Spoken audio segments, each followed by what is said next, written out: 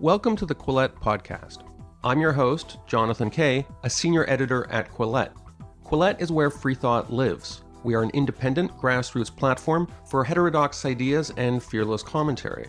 If you'd like to support the podcast, you can do so by going to quillette.com and becoming a paid subscriber. This subscription will also give you access to all our articles and early access to Quillette social events.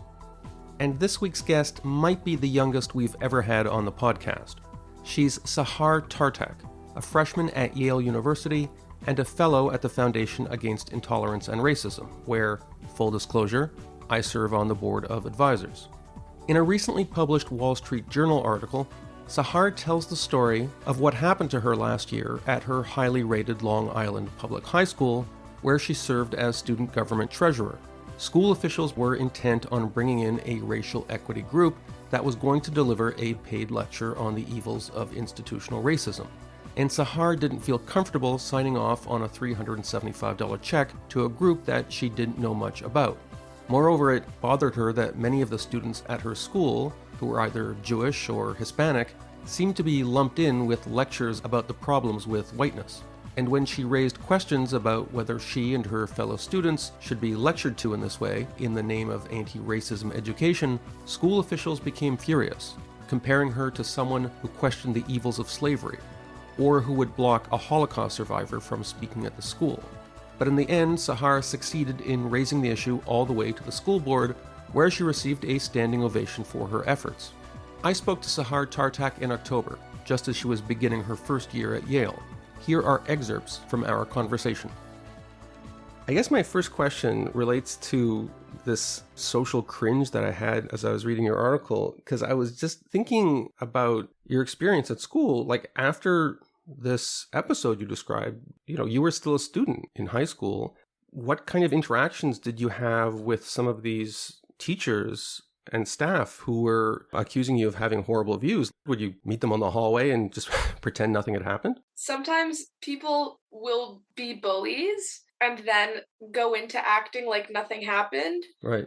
And there's really no other option but to play along with it. So, I felt very uncomfortable playing along with it, but we still had student government meetings and I still had social studies class, so... You made the decision not to name the principal, your social studies teacher, the teacher who was the liaison to student government. Is that something you thought about, whether to identify them or not? I don't want them getting attacked or backlash.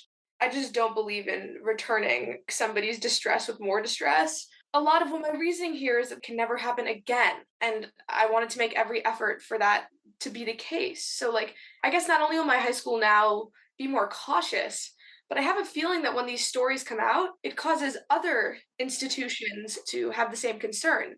Oh, I can't be abusive to people who I'm in charge of because they might go public. Have you heard from other students who said, well, actually, we have a similar situation at our high school? Actually, I have. One of my friends, he's from another state.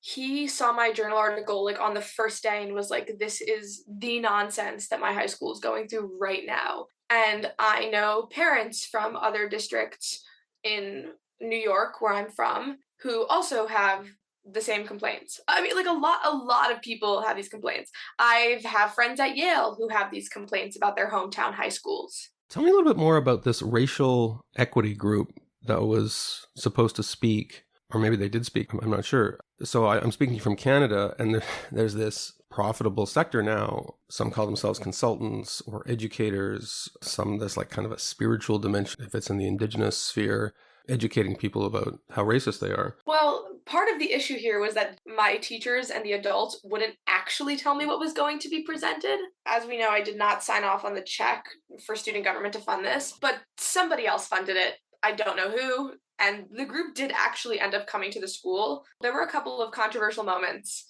in the presentation, for sure. For instance, there was reference to Nicole Hannah-Jones, who's the author of the 1619 Project. This was mainly about, quote, systemic racism on Long Island, where I live. It's in New York, just outside of New York City. Systemic racism being this idea that a lot of our societal infrastructure in the United States reinforces racial disparities. Which is not a crazy thesis. There are plenty of historical examples. In some cases, it's baked into the architecture of cities where like certain neighborhoods, they run freeways through it and they destroy the communities. And they don't say, well, we're doing it because this is a black neighborhood. They just do it because there's less political resistance there. And my problem with theories of systemic racism is that they're unfalsifiable. And I guess, well, this happened to you is that if you push back a little bit, it's almost like you're seen as a religious unbeliever. You've put it perfectly. So yes, the presentation was good in that it identifies a lot of historical, really like disgusting issues from Long Island, where I'm from. Long Island is uniquely bad when it comes to a lot of this stuff. Policies that destroyed Black communities and really caused segregation. So they presented a lot of that information. But then there's essentially the question is whether we can take the leap from this history versus why things are wrong today. That was the issue that I think a lot of my friends took with it. Pretty sure they made reference to white privilege, which is this idea that white people in the United States have such a vastly different experience that it's worth categorizing as a privilege to be white. You see this in elite university programs here in Canada, where I go and I give a talk there or I interview people there, and sometimes I'm the only white person in the room. Often a lot of it is South Asian, East Asian. And then it's kind of weird because someone will get up and talk about white privilege, and in that context, it feels weird.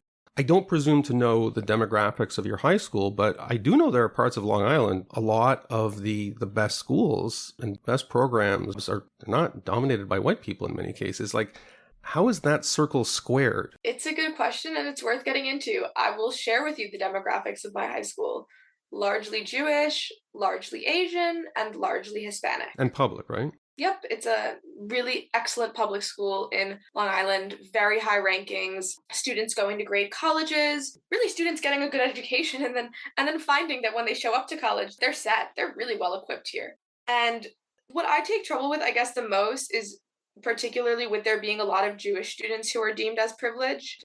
Jewish kids from persecuted backgrounds like mine, who, by the way, like statistically speaking, are the most likely to experience a hate crime in the United States, are Jews.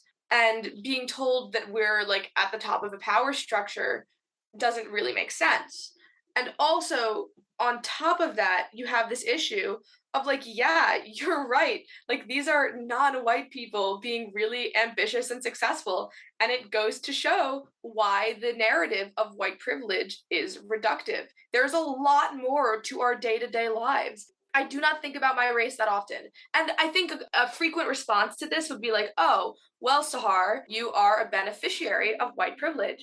But I don't look white because my mom is Middle Eastern. And again, like I said, if somebody in this country is going to commit a hate crime, I am like the most likely to be the one dealing with it. Maybe if I were like even more visibly Jewish, that would be a greater issue.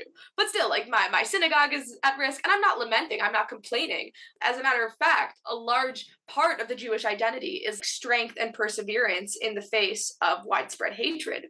And I think when you see immigrant communities like mine being so successful, you can't just say, like, if you're not white, that's like going to be a severe impediment. For instance, my mother, who's even more visibly non-white than me, as a Middle Easterner, she had a bunch of hardships when she came to the United States and made her way up. The first one being that she didn't speak English, and the second one being that she was poor. It was not like a question of color discrimination because she was dark.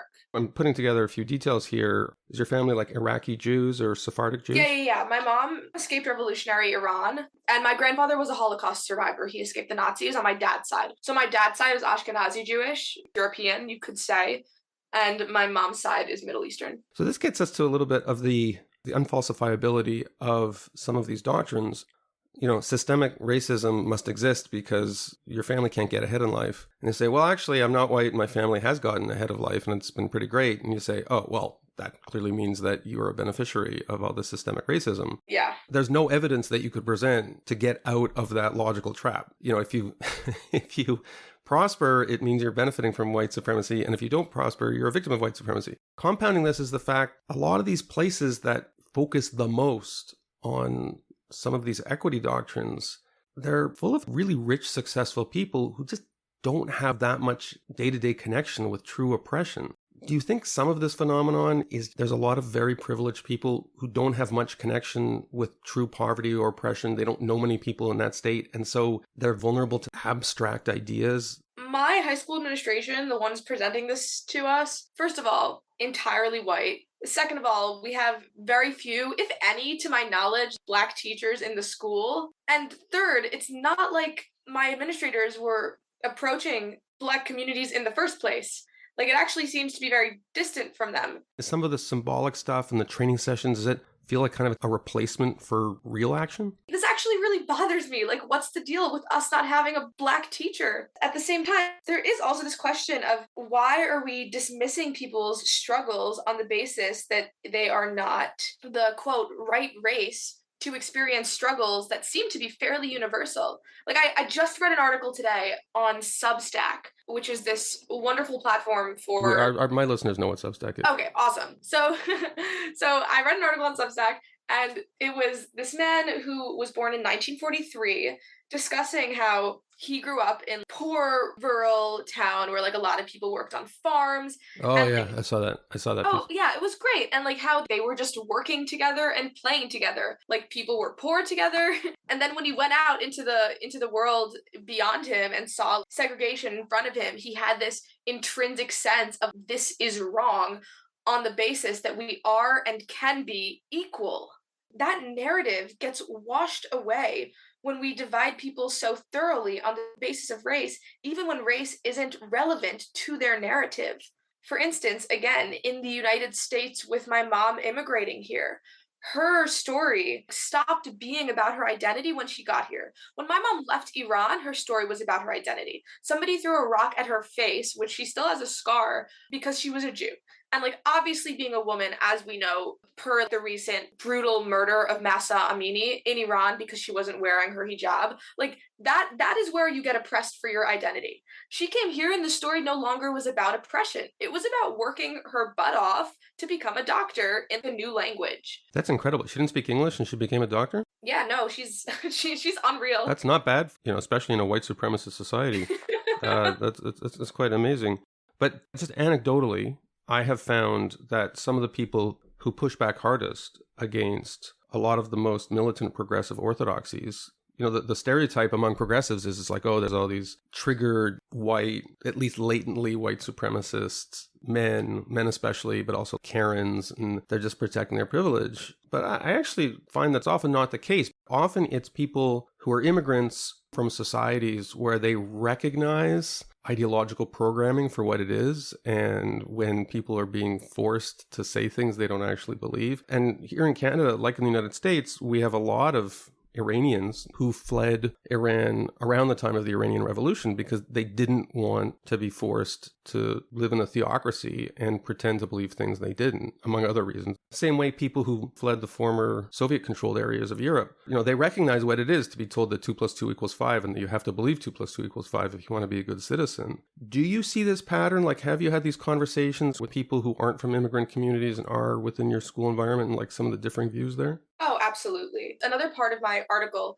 was about school curricula and students being presented with information such as, you have white privilege and you must pledge to that. And I was speaking to one of my friends whose parents come from communism in China. And he was like, Sahar, this is disturbing. And this reminds me of my mom's schooling. And then on the other side of this, I would say, is more the students who are distant from those histories. Like, I think these things are in line. If you're more familiar with your persecuted grandparents, then you're much less likely to call disparity oppression. Economic disparity. Yeah. Whereas if you live in the United States, your family has been here for a while, or you're pretty much settled in and assimilated, you're much more quick to find problems and I guess, I don't want to say complain, but blow them up before actually legitimizing them, proving that they exist. Coleman Hughes calls it grievance archaeology, I think. That's awesome. Yeah, it's pretty good. You keep digging until you find something to complain about. And now a message from the Commercial Break Comedy Podcast, which has got to be a commercially successful operation since they're the ones with enough money to advertise on the Quillette podcast instead of vice versa. The Commercial Break features two longtime friends, Brian and Chrissy, who get together each Monday, Wednesday, and Friday to tease out the absurd elements of modern life, of which, as we all know, there are many. It's one of Apple's top 3 improv comedy podcasts and is available on all major podcast players and at youtube.com/thecommercialbreak. Now, look, unlike at the Quillette podcast, you're not going to get a lot of black turtleneck stuff about, the demise of liberalism, but you're going to get a lot more about important topics such as psychic readings gone awry and why would anyone want to date a ghost? And you're probably going to laugh a lot, which I like to think you do occasionally here at Quillette, but at the Commercial Break, that's the main point. The Commercial Break is available wherever you find your favorite podcasts, or you can visit tcbpodcast.com, that's tcbpodcast.com, or go to youtube.com/thecommercialbreak. And now back to the Quillette podcast. And I agree with you that, sometimes I hear conservatives saying, they'll compare Obama or Justin Trudeau to like Joseph Stalin or like compare COVID public health policies to like gulags and stuff, which I think is ridiculous. Yeah, it's absurd. However, as you say, there's sort of a grain of truth to maybe not those comparisons, but others. There's a passage in your article that says, a friend showed me a lesson from his English class, a Google Slides presentation urging that students pledge to work relentlessly in the, quote, lifelong process of anti-racism. This stuff really hits a button for me because it's so obviously a secular stand-in for religion. Yeah, absolutely. And he talks about a lifelong process. When I was a kid, I went to Jewish school when I was a kid, and, it's like Torah is a lifelong studying Torah and honoring God and this and that. And, if it's a religion, that's fine. It's like the whole idea of a religion is based on sort of lifelong precepts that you try and embody. Yeah. But I'm not a religious person, and it bothers me when people try and take political ideas and turn them into a religion, because once you've decided it's a religion, or you treat it as a religion, what do religions do? They sort people into morally good and morally bad people. And they don't debate. Dialogue is important because it allows you to flesh out what you're saying and forces you to question it and then make it stronger. So if we go back and forth about systemic racism, by the end of the conversation, systemic racism can probably have a better backing from the person who is a proponent of that view. Whereas if I'm just told that I'm like evil and bad for not subscribing to the orthodoxy, then the orthodoxy has very little intellectual merit. And that's also something that creeps me out, that people are quicker to do if they're not familiar with what we're talking about right now, if they're not familiar with how creepy it is to make people make pledges. So I know that it's creepy because of where I come from. My friends whose families left China know that it's creepy. But to some extent, if you've been in the US for a while and your family has, it's very easy to hop on the bandwagon of an ideological religion. I'm not sure if you're familiar with the expression Kafka trap. Mm-mm. It's this debating tactic where you say, did you steal my cookie? You say, well, no, I'm not a thief. And you say, oh, well, you seem to be very defensive. Exactly the sort of behavior one would expect from a cookie thief. Yeah. You have this portion here, these anti-racism lessons. You say, the lesson preempted criticism by imputing to dissidents or detractors or people who objected, I guess like you, white fragility. They, quote, close off self-reflection. They, quote, trivialize the reality of racism and, quote, protect a limited worldview. You either agree with it and say, yes, we're all racists and we need to absolve ourselves of our sins, or you say, nah, actually, that's not me. It just compounds your sins by saying, not only are you a sinner, right, you're ignorant of your state of sin. It's like this sort of airtight logic trap. Did you know students that you went to school with who shared your views, but were beaten down by this and didn't want to get in trouble? And who needs it? You're a student. You just, you fought the good fight, but not everybody has that desire or energy. Were you advised to just go along to get along type thing? Yeah, I've had this discussion with my peers. I'll give you specific examples. I like to upload my interviews on LinkedIn, and somebody from my school commented on one of the interviews, great work. And then I get a call later that day from the person who commented saying, hey, somebody told me that I should be cautious on LinkedIn because people hiring might see my comment and not like my politics and not hire me. So I'm going to take down the comment, but I still really appreciate the work you do. Right. And here's my answer. We live in the United States, and if the worst thing that can happen to you for being properly courageous and fighting against something that you view as dangerous is getting fired, then get fired because you're not getting shot. This does not require that much courage. Yeah, although let me give you a parent's take on this. Yeah. My kids are, in one case, in college, in another case, almost in college. And Yeah. So I see this close up because the great thing about teenagers or young adults, which is also the worst thing, is that they're very skeptical. And if you tell them black, they'll say white. If you say white, they'll say black. And so they're actually very progressive in their outlook, but they have this teen reflex that says, stop preaching to me and telling me what to think. And so they kind of act out. Even if they're not transphobic, they'll sort of make jokes about pronouns. And sometimes I find myself being kind of the voice of political correctness where I'm like, let's tone this stuff down. I don't want you to get in trouble. And because we all know examples. A couple of years ago, there was the new editor, and I think it was Teen Vogue, the super progressive anti-racist, but 10-year-old tweets came out in which she got pissed, I think like her Asian American TA, and made some kind of dumb references. And I'm like, I mean, it was stupid stuff, but she was 17 at the time, and it was a decade before, and she had to resign. And I think every parent is like, I don't want that to happen to my kid. Have you talked about this stuff with your parents? My mom and my dad were so concerned and upset for me during this process. It was heart-wrenching for them. Like, I'm now in a place where I would say that I probably have more confidence when it comes to stuff like this.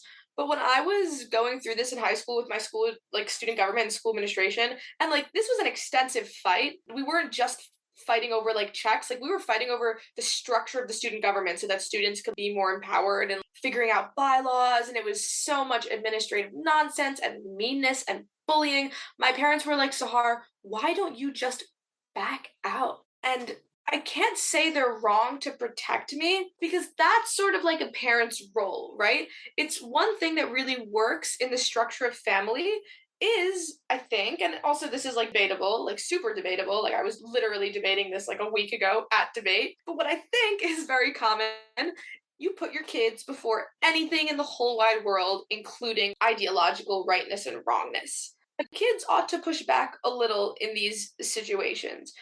This was an important experience for me to have independently.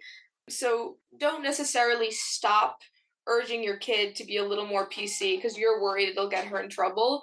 But when she pushes back, I would say the answer is like, okay, like, I love you, and let's just make sure that you're able to cope with the consequences. Just want to return briefly to some of the feedback you got. So a student who contacted you got sent to the principal's office for refusing to sign an anti-hate pledge? Yes, this is a true story, and I double-checked with her before putting this in the article. So, like, our school has pledges against hate. Like, I will not be hateful. I don't believe in being hateful, but a lot of students don't believe in pledging, especially pledging frivolously when it's performative.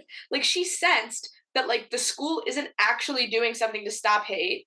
Administrators are rampantly bullying students. Again, we don't have a black teacher, and here you are trying to look good by saying that you got the entire student body to sign this pledge. No. This episode is brought to you by BetterHelp, an online therapy service that can help you get to your best self. So anyone who follows me on social media or listens to these podcasts knows that I have a lot of stuff on the go. Family, writing, podcasting, gaming, culture war shenanigans. And while I try to put on a good-humored face during most of these escapades, the truth is that no one, including me, is immune from life's anxieties and hang-ups. And I've learned that talking to a therapist can help with these issues. As the world's largest therapy service, BetterHelp has matched 3 million people with professionally licensed and vetted therapists, available 100% online. Plus, it's more affordable than other kinds of therapy. You just fill out a brief questionnaire to match with the therapist, and if things aren't clicking with one, you can easily switch to a new therapist anytime. There's no waiting rooms, no traffic to deal with, no endless searching for the right therapist. Learn more and save 10% off your first month at betterhelp.com/Quillette. That's BetterHelp, HELP.com/Quillette.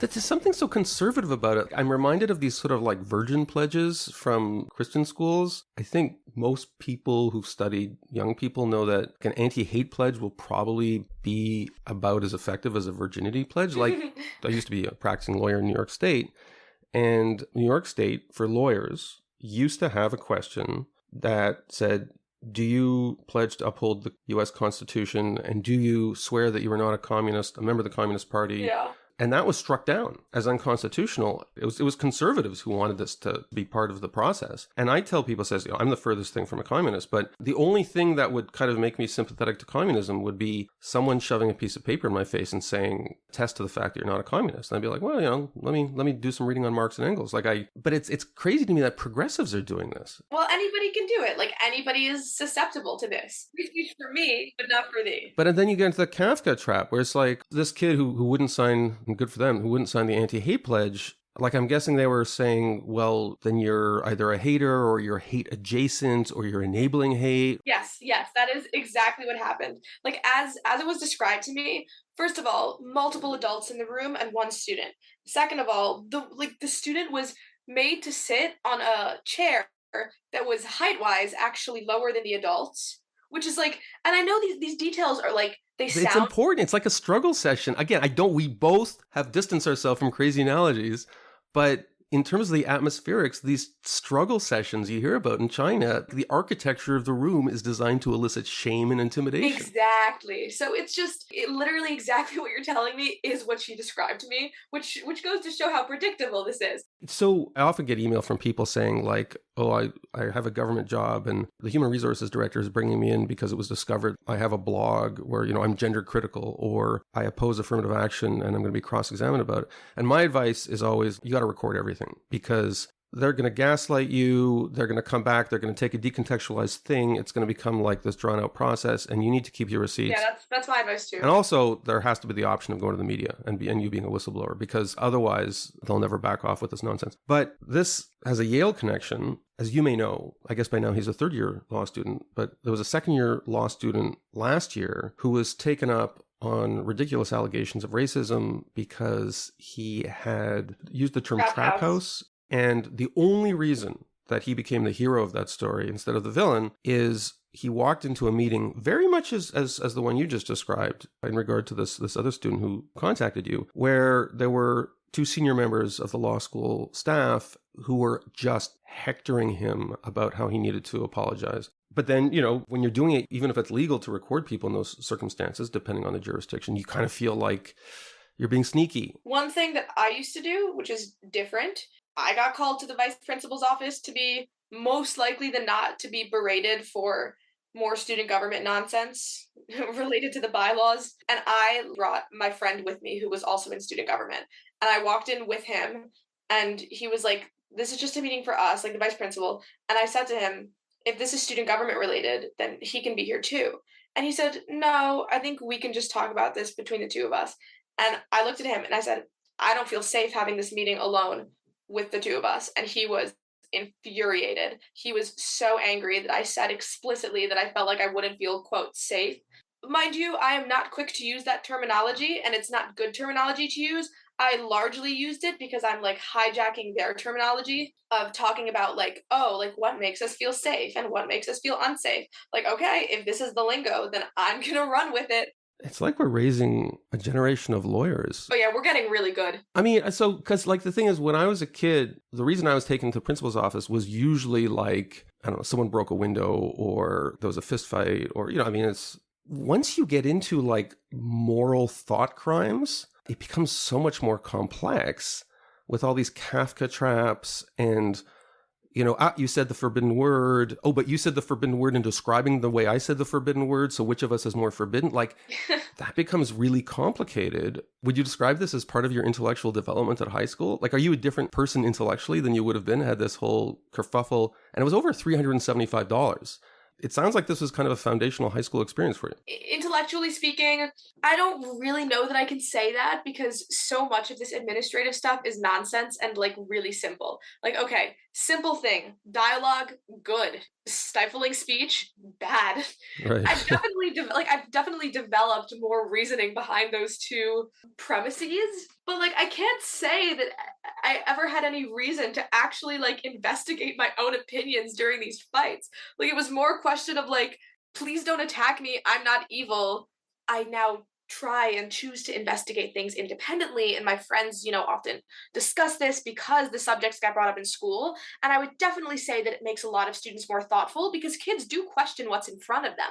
Part of why I've kind of not like struggled too much in this process is because my message is like simple and just has to do with my family history, which I'm super familiar with, the importance of speech and dialogue, which I've become super familiar with, and being on an anti-bullying campaign. Because it is a form of bullying. They say bullying is the worst thing you can do, and please come to my office to endure. The kid who wouldn't sign the pledge, I mean, how is that not bullying? Oh, yeah, it absolutely is. And what they did to me was also like, Sahar, do you think that slavery is debatable? What kind of rhetorical question is that? I see this all the time when it's like you debate whether a female rape shelter should have to admit a male-bodied person as a volunteer or worker. And the first thing you hear is, oh, I see, so you don't want transgender people to exist. Everything becomes apocalyptic from the get-go. Yes, stuff like that. Like, just basically like, oh, so do you not support the existence of X or Y? So before I started recording, we had an interesting exchange. I asked if it was okay to introduce you as a freshman, right? I want to be politically correct, right? You said something very interesting. You said sometimes people will correct the usage of freshman and say first year, but they usually do it ironically. Like they kind of mock offense, like, oh, don't call me freshman or first year. I thought that was really interesting because as somebody your age, you're inhabiting this woke progressive culture where there's all these rules, but you're also a young person who is surrounded by other young people who delight in irony and, are funny and are at an age when they like to be irreverent. Is it the case that most people who are even a place like Yale, which is infamously politically correct, they kind of do want to joke around about it and maybe they're sick of some of these rules? And if administrators and maybe some of their like highly ideological friends would let them, they would just be a lot more playful and ironic about some of the stuff? Yeah, absolutely. The answer is yes. Most people are normal. Most people are tolerant. Most people see things for what they are. So one thing that I've noticed is like nobody will actually get offended by anybody saying freshman. That's not realistic for how we function as people. Like we need to have normal discussions where we don't feel like we're walking on eggshells.